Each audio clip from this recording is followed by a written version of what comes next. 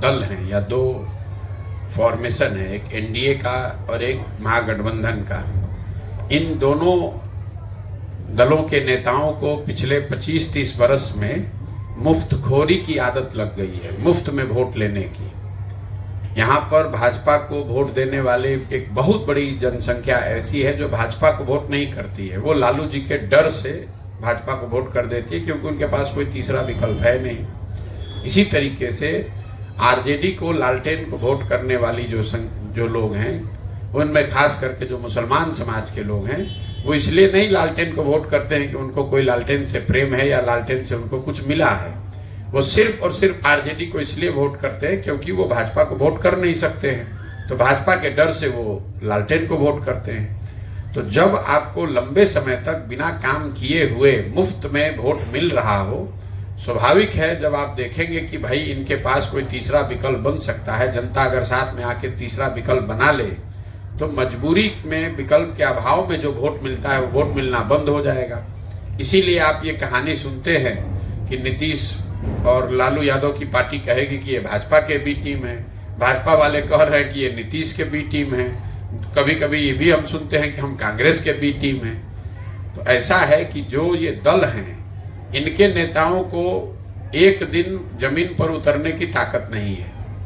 हम 15 महीना से पैदल चल रहे हैं, तो ये तो बड़ी विडंबना है कि जो दल है वो जमीन पर नहीं है और उसका बी टीम 15 महीना से गांव-गांव पर चल रहा है। तो ये तो आपके विवेक पर मैं छोड़ रहा हूँ। सर, अभी महागठबंधन और एक दूसरा जो एनडीए वर्सेस जो इंडिया महागठबंधन बनी है, आपकी इस पद यात्रा को अभी इस दोनों गठबंधन से जोड़ के देखा जा रहा है कि कहीं न कहीं जो भाजपा के पास 33% वोट है और बाकी वोट जो महागठबंधन के पास है, आप महागठबंधन के वोट के बिखराव का एक कारण बनते जा रहा है। आपकी ये पद यात्रा उनके वोट को जो तोड़ रही है।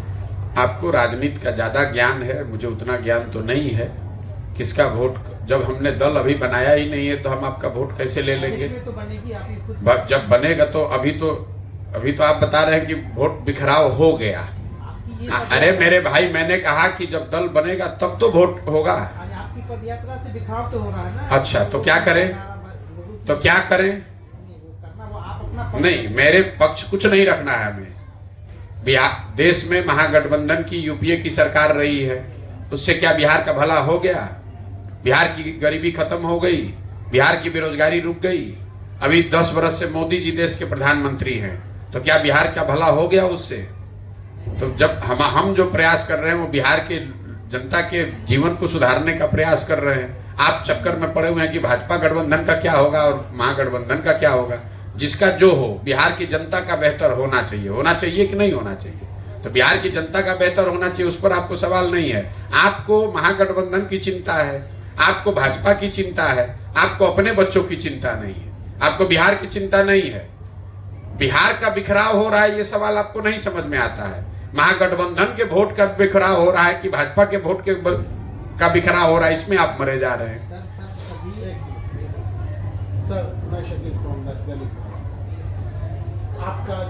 आपकी जो पदयात्रा 2 अक्टूबर से निकली और आपके जो जन स्वराज के पोस्टर पर गांधी जी नजर आते हैं, इस देश की राजनीति आप 2 दूरी पे टिक गई है। एक गांधीयन थ्योरी है जो गांधी को मानने वाले हैं, दूसरे उसके अपोजिट लोग। लेकिन 90% लोग गांधी को मानते हैं और गांधी की विचारधारा ही इस देश की रीढ़ की हड्डी है। तो सारे लोग जो वोट मांगने वाले लोग, वोट की जो राजनीति हो रही है, गांधी को कहीं ना कहीं इस्तेमाल तो करते हैं, लेकिन गांधी की जो बताई हुई जो इसका रूरल जो इकोनॉमिक्स है या उसकी जो नीतियाँ हैं, उस पर कोई भी पार्टी नहीं है।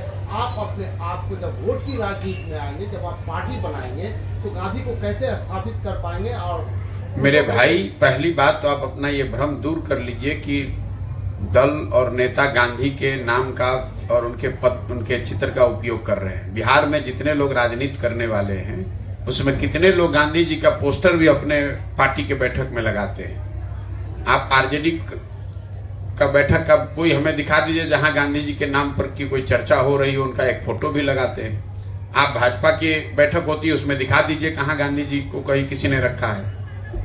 भाई, बिहार में राजनीति करने वाले तो अपने बेटे, अपने बाप का फोटो पिक्चर लगाते हैं और उसी के नाम पर राजनीति करते हैं। तो अगर आप सिंबोलिज्म की भी बात कर लीजिए तो बिहार में दलों ने, नेताओं ने तो सिंबोलिज्म भी छोड़ दिया है। सीधा कह रहे हैं कि हम रहेंगे और हमारे बाद हमारा बेटा रहेगा, वो चाहे काबिल हो या नाकाम आदमी हो, नाकाबिल हो। गांधी की बात कर कौन रहा है? सर, युवराज जी निकला है महाराष्ट्र का। अभी आपने जो 15 महीने से पदयात्रा शुरू किया है, इसमें कितने जिलों का आपका प्रयास हो चुका है और कितने समय और लगेगा सर बिहार पूरा होने में? मैंने अभी तक पदयात्रा के दौरान करीब 45% बिहार को किया है और आधा बिहार मोटे तौर पर और बाकी है, क्योंकि पटना का जो शहरी क्षेत्र है उसमें आबादी का एक बहुत बड़ा कंसंट्रेशन है। तो आप मानकर चलिए कि आधा बिहार और बाकी है। 15 महीना लगे हैं, 12-15 महीने और लगेंगे। ये पदयात्रा बिहार पर फोकस है और देश के अन्य राज्यों में भी? जब पदयात्रा घोषणा किए बिहार में, कर रहे हैं बिहार में, तो देश का इसमें कहां से मामला आ गया? मैं अपने जीवन के कुछ वर्ष मैंने इसलिए निकाले हैं कि मुझे बिहार में जो स्थिति है इसको सुधारने के लिए एक ईमानदार प्रयास करना है। उस प्रयास में लगे हुए हैं। सर, एक सवाल है कि सब लोग अपनी ईमानदारी की गाथा गाते हैं, बड़े बड़े वादे करते हैं, फ्री बीज भी कह लीजिए, बहुत सारी चीजें आपके सामने हैं, आप हमसे ज्यादा समझते हैं। बिहार की जनता को जिस तरीके से छला गया है, उस पे प्रशांत किशोर पे बिहार की जनता क्यों विश्वास नहीं करती? बिल्कुल हम पर विश्वास न करें। अगर आप हमारी बातों को सुनते हैं, सभाओं में जाकर देखेंगे, तो मैं सामने से कहता हूं कि भैया हम पर विश्वास मत करो, हम पर विश्वास मत करो, किसी पर भरोसा मत करो, किसी पर भरोसा करके वोट मत दो। वोट अपने बच्चे के लिए दो, अपनी समस्या के लिए दो। हम कहाँ कहीं खड़े होकर कह रहे हैं लोगों को कि भैया हम पर विश्वास करो, हमको वोट दे दो। हम तो कभी ये बात कहते ही नहीं है। सर, आपने बताया कि आप एक दल भी बनाएंगे कुछ समय बाद, तो क्या वो दल के जो नेता लोग हैं या फिर आपके जो करीबी लोग हैं वो उसके अंदर जुड़ना चालू है या भी उसको वक्त लगेगा? भाई हम रोज पैदल चल रहे हैं। मैंने कहा कि दल लोग बनाएंगे और आप सुन रहे हैं कि दल हम कह रहे हैं कि हम बनाएंगे। जो लोग दल बनाना चाहते हैं वो जुड़ रहे हैं और वही लोग मिलकर दल बनाएंगे। सर, मेरा सवाल था कि बिहार में SC/ST कम्युनिटीज भी जो है अल्टरनेट ढूंढ रही है, उसको लेकर जनसुराज जो है क्या स्पेस देगा उनके लिए? आपके पास क्या? हम जाति की कोई राजनीति नहीं करते हैं। बिहार में आपने कहा कि जो दलित समाज के लोग हैं वो अपनी स्थिति से परेशान हैं, ऑल्टरनेट ढूंढ रहे हैं। मैंने आपको एक आंकड़ा दिया कि बिहार में आधी से ज्यादा आबादी, हर वर्ग के लोग ऑल्टरनेट ढूंढ रहे हैं, तो उसमें दलित समाज भी शामिल है। अच्छा, इन लोगों ने अगर पार्टी बना ली, आप पद यात्रा कर रहे हैं, तो उस पार्टी का अगुवाई कौन करेगा? उसका नेता तो होगा। बिल्कुल ठीक बात है। तो होगा। तो अगर हजारों लोग मिलकर दल बनाएंगे तो उनकी इतनी समझ तो होगी कि अपने बीच में से किसी को नेता चुने। वो उनकी समझ होगी कि उस दल की प्राथमिकताओं को तय करें, उस दल का संविधान बनाएं और फिर आगे उसमें बढ़ें। तो जो लोग दल बनाएंगे वही दल के को आगे चलाने की व्यवस्था भी बनाएंगे, वही संविधान भी बनाएंगे, वही दल का नेता भी चुनेंगे, वही दल का प्रचार प्रसार भी करेंगे, वही दल की प्राथमिकताओं के बारे में भी डिसीजन लेंगे। क्या उसमें प्रशांत किशोर हो सकते हैं? लीडर हो सकते हैं कि बात नहीं है। मैंने कहा कि हमारी भूमिका इस पूरे प्रक्रिया में एक कुम्हार की है, एक सूत्रधार की है। मैंने जो 10 साल काम किया है, हम दलों को, नेताओं को सलाह देते हैं, उनकी मदद करते थे ताकि वो अपने आप को बेहतर तरीके से संगठित कर सकें, अपने कार्यक्रमों को जनता तक बेहतर तरीके से पहुंचा सकें, जो जनता को वो करना चाहते हैं जनता के लिए उसके बारे में बता सकें। हम वही काम आज भी कर रहे हैं। ये आपकी समझ का फेर है।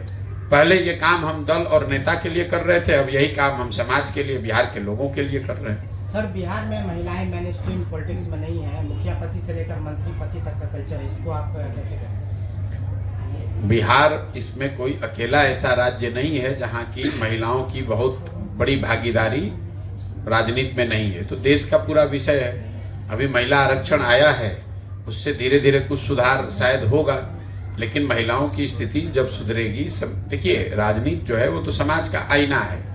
अगर समाज में जाति है तो राजनीति में जाति होगी, समाज में भ्रष्टाचार है तो राजनीति में भ्रष्टाचार होगा, समाज में अगर महिलाओं की स्थिति कमजोर है तो राजनीति में भी महिलाओं की स्थिति कमजोर होगी। तो अगर आपको स्थिति महिलाओं की सुधारनी है, राजनीति में उनकी भागीदारी बढ़ानी है, तो समाज में उनकी भागीदारी बढ़नी चाहिए, समाज में उनकी हिस्सेदारी बेहतर होनी चाहिए, पढ़ाई में उनकी हिस्सेदारी बेहतर होनी चाहिए। सिर्फ कोई ऐसा किसी के पास सॉल्यूशन नहीं है कि आप आइए और कल कोई घोषणा कीजिए और महिलाओं की तादाद बढ़ जाएगी राजनीति में। अगर तादाद बढ़ भी जाए, जैसा कि आप देख रहे हैं महिलाओं की तादाद बढ़ी हुई है पंचायती राज में, चूंकि इलेक्शन में रिजर्वेशन है, लेकिन उससे महिलाओं का एम्पावरमेंट नहीं हुआ, उनकी ताकत नहीं बढ़ी। उनके पति या उनके बेटे या उनके पिताजी राजनीति तो वही करते हैं, महिलाओं को उसमें सामने खड़ा करके उनसे खाली साइन कराया जा रहा है। तो महिलाओं की स्थिति राजनीति में तब सुधरेगी जब उनकी स्थिति समाज में सुधरेगी। सर, जब से आपकी पदयात्रा शुरू हुई तब से बिहार में परिवर्तन की लहर चालू है। तो सब लोग बोलते हैं कि आप जैसा शिक्षा के बारे में बात करते हो, आरोग्य के बारे में बात करते हो, सब लोग आपको सपोर्ट करते हैं। मैं ऐसा नहीं मानता हूं कि कोई परिवर्तन की लहर है या क्या। मेरा वो काम नहीं है। ये लोगों को ये बात समझ में आ रही है कि नहीं आ रही है, ये लोगों को तय करना है। हम अपना काम कर रहे हैं। मेरा काम ये है कि मैं जाकर इन 3 उद्देश्यों के साथ मैं निकला हूं। इन 3 उद्देश्यों की पूर्ति के लिए ईमानदारी से साल, 2 साल, 3 साल, 4 साल जो भी लगे मैं प्रयास करूं। लोग समझेंगे तो अच्छी बात है, नहीं समझेंगे तो जिस दुर्दशा में जी रहे हैं आगे जीते रहेंगे। राज्यों के चुनाव परिणाम आने के बाद कई जो जदयू के नेता हैं प्रधानमंत्री मोदी साहब की तारीफ कर रहे हैं, क्या लोकसभा से पहले जदयू पार्टी की? भैया, जदयू पार्टी कहाँ रहेगी ये तो स्वयं नीतीश कुमार को नहीं मालूम है, क्योंकि उन्हें खुद नहीं पता है कि वो कहाँ रहेंगे। पिछले कई वर्षों में, पिछले 10 वर्षों में नीतीश कुमार की ये 6वीं सरकार है। 6वां सरकार को लेकर 6वां प्रयास है। हर साल 1.5 साल में नीतीश कुमार कहीं ना कहीं पलट के जाते ही जाते हैं। राजनीतिक स्थिति जैसी रहेगी देश में, जिधर का हवा दिखेगा नीतीश कुमार उधर भागने का प्रयास करेंगे। लेकिन अब वो समय धीरे धीरे वो भी खत्म हो रहा है। नीतीश कुमार की राजनीतिक पारी का अब अंतिम समय चल रहा है। लोकसभा चुनाव तक थोड़ी बहुत जो रेलेवेंस है वो रहेगी। लोकसभा चुनाव में जदयू पार्टी की करारी हार होगी। मैंने रोज कैमरे पर कहा है, उनको 5 सीट भी नहीं आएगा और उसके बाद उस दल का विघटन शुरू हो जाएगा। इन बातों को आप नोट कर लीजिए, लिख लीजिए, कैमरे पर रिकॉर्ड कर लीजिए। जब परिणाम आएगा तो हमसे आकर पूछ लीजिएगा। अगर हमारी बात गलत हो जाए तो पूरे बिहार की जनता के सामने खड़े होकर माफी मांग लेंगे। विघटन होकर पार्टी कहाँ रहेगी? जब किसी चीज का विघटन होता है तो कहाँ जाता है? टुकड़ों में बट जाएगा। कोई भाजपा भागेगा, कोई आरजेडी भागेगा, कोई कम्युनिस्ट में जाएगा, कोई कांग्रेस में जाएगा, कोई जनसुराज में चला जाएगा, कुछ लोग निर्दलीय हो जाएंगे। विघटन का मतलब क्या है? मैंने ये नहीं कहा कि उस दल का किसी दल के साथ मर्जर हो जाएगा, मैंने कहा उस दल का विघटन हो जाएगा। कहा जाए कि नीतीश कुमार की समाप्ति और दल की क्रांति का बिहार में राज लगता है 2025। जन सुराज, देखिए नीतीश कुमार का जो विघटन है जदयू का, वो तो तय है। इसलिए नहीं कि हम कुछ कर रहे हैं, वो तो अपने कार्यकलापों से नीतीश कुमार ने अपने दल का, अपनी प्रतिष्ठा का, अपनी छवि का को बर्बाद कर लिया। जहां तक 2025 के और जनसुराज का बात है, मैं आपको एकदम विश्वास से ये कह सकता हूं कि जनता में यहाँ अंदर से बहुत भारी लोगों के बीच में एंग्जाइटी है। लोग चाहते हैं कि यहाँ बदलाव हो, उनको रास्ता नहीं दिख रहा है। अगर जनसुराज में वो ईमानदार प्रयास जो शुरू हुआ है, ये अगर हम लोग करते रहेंगे, प्रयास जारी रहेगा, तो आप निश्चित जानिए 50% से ज्यादा लोग बिहार में नए दल को, नए विकल्प को स्वीकार करने के लिए तैयार बैठे हुए हैं। और बिहार को जीतने के लिए 30%, 35% वोट चाहिए। भाजपा, जिसको आप बहुत बड़ा दल मानते हैं, उसको पिछले विधानसभा चुनाव में 19.6% वोट आया था। मतलब 20% बिहार के लोगों ने भाजपा को विधानसभा चुनाव में वोट दिया था पिछले विधानसभा चुनाव में।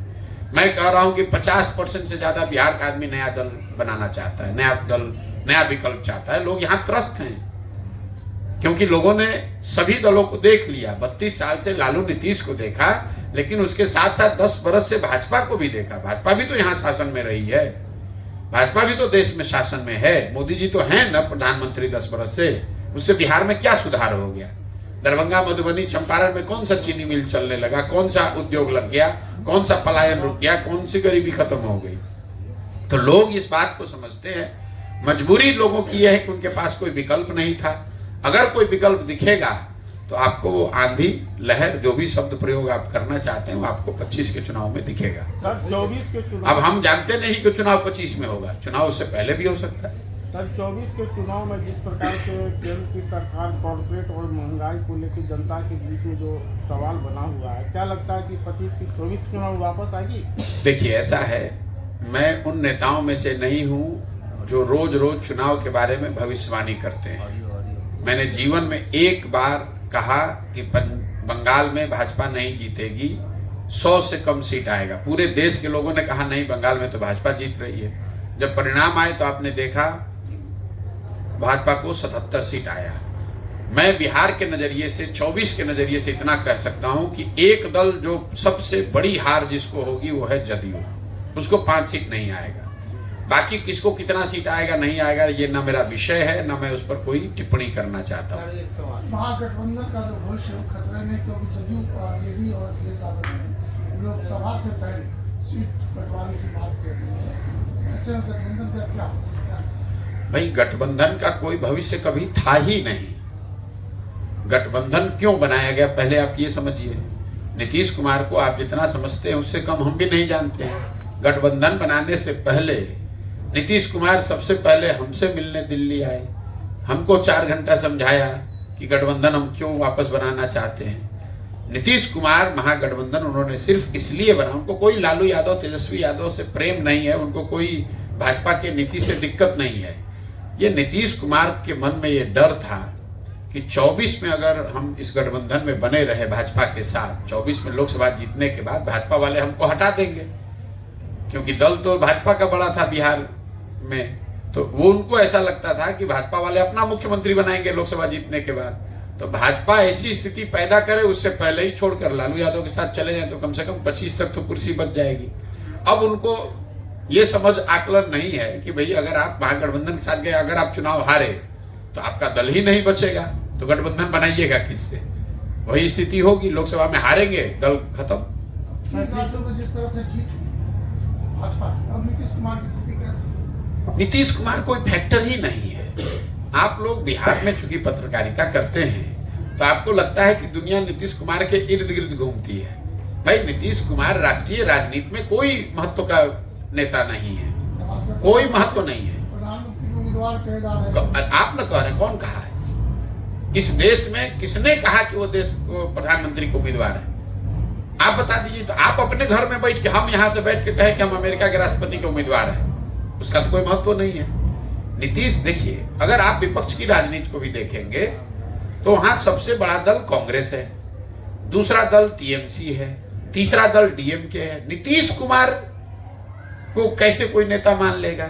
और ये पहले दिन से मैं कह रहा हूं, ये तो आप लोग खुद से मुंह मियां मिट्ठू बनने की बात है कि भैया संयोजक बन रहे हैं, तो फिर आप लोगों ने कहा प्रधान नहीं, पहले कहा प्रधानमंत्री का चेहरा बन रहे हैं, वो नहीं बने तो कहा संयोजक बन रहे हैं, अब वो भी नहीं बने तो कह रहे नहीं पीछे से हम ही चला रहे हैं। अरे भाई आपको कोई नहीं पूछ रहा है, आप अपना देख लीजिए, बिहार में कुछ बचा लीजिए, वही बहुत बड़ी बात है। अपना दल नहीं बचने वाला है और आप देश की बात कर रहे हैं। नीतीश कुमार, आप व्यवहारिकता से सोचिए, नीतीश कुमार या उनका दल विपक्ष का जो खेमा है उसमें वो क्या ऑफर कर सकते हैं? उनके पास संगठन है नहीं, कोई बहुत बड़ी पार्टी ऐसी है नहीं कि बहुत बड़े नंबर में उनके सांसद वो दे सकते हैं। उनके पास ऐसी व्यवस्था है नहीं कि वो पूरा इंडिया का संसाधन मुहैया करा दें, वो भी नहीं है उनके पास।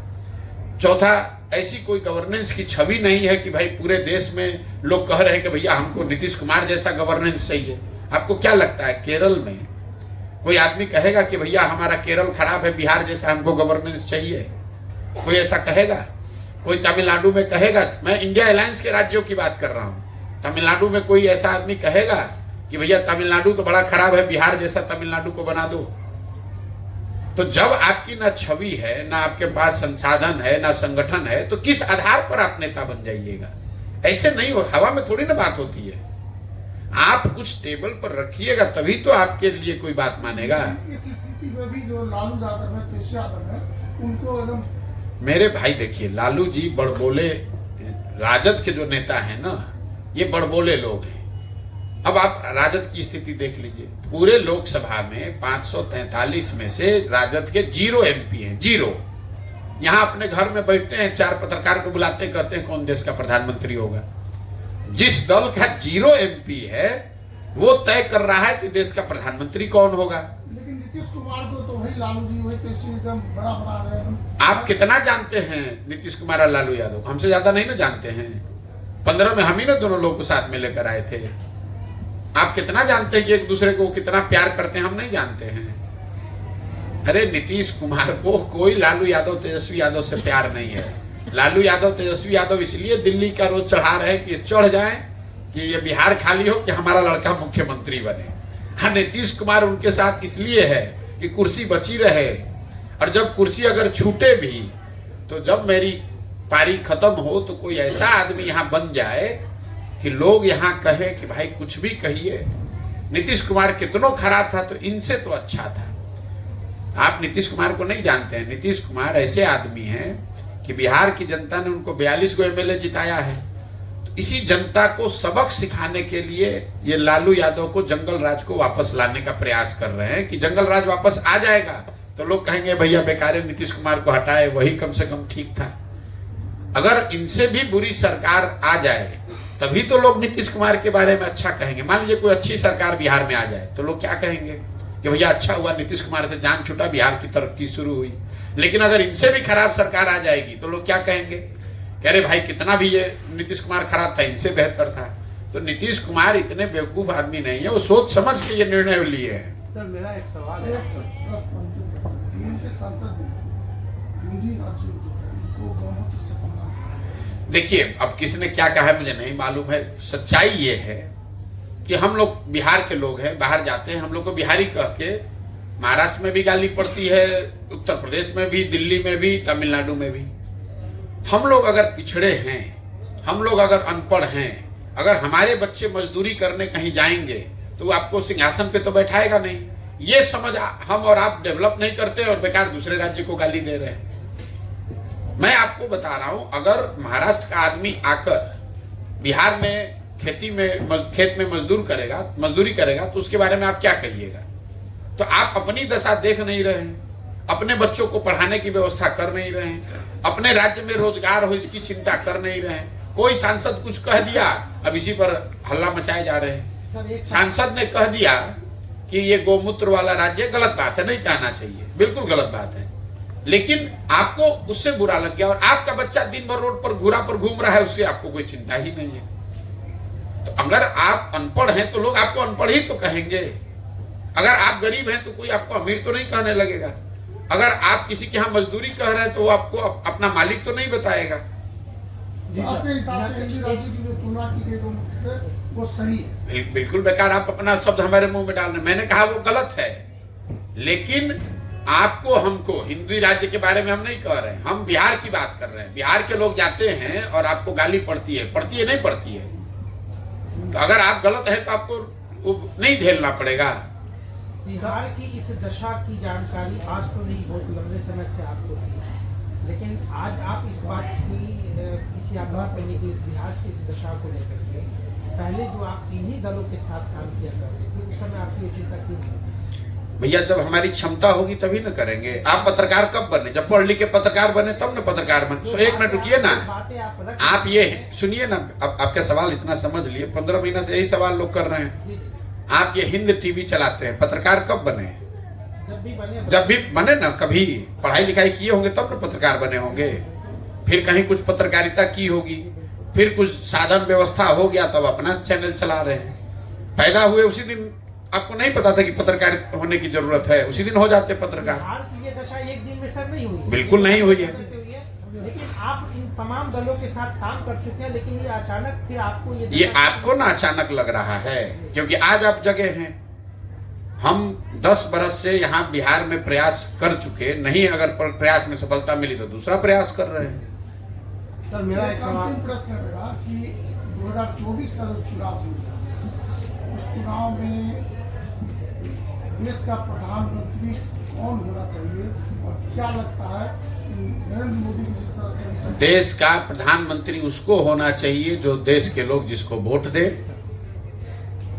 सर मेरा एक अभी आपकी नजर में हमारी नजर से क्या है, बस वोट सीक्रेट का है। अगर आप ही आप ही बता दीजिए कौन होना चाहिए। ईवीएम को लेकर जिस तरह से बात चल रही है, क्या आपकी नजर में क्या सही और क्या गलत? हमको नहीं मालूम, हम ईवीएम के एक्सपर्ट नहीं हैं। हम उन बेवकूफों में से नहीं हैं जो सब्जेक्ट को नहीं जानता है उस पर टिप्पणी करता है, ठीक है ना। यहाँ पर बिहार में तेजस्वी यादव खड़े हुए, कहा जीडीपी में हम लोग देश में सबसे टॉप 3 राज्य में है।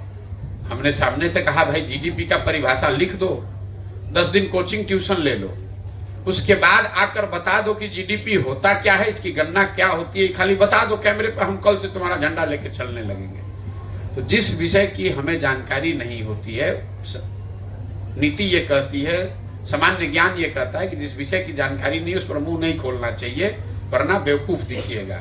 हम ईवीएम के एक्सपर्ट नहीं हैं, हम क्यों ईवीएम पर टिप्पणी करें। ईवीएम सही है गलत है ये देखने के लिए इलेक्शन कमीशन ऑफ इंडिया है, कोर्ट है, यहाँ जो लोग दल करते हैं, पार्टी करते हैं, उनका काम है।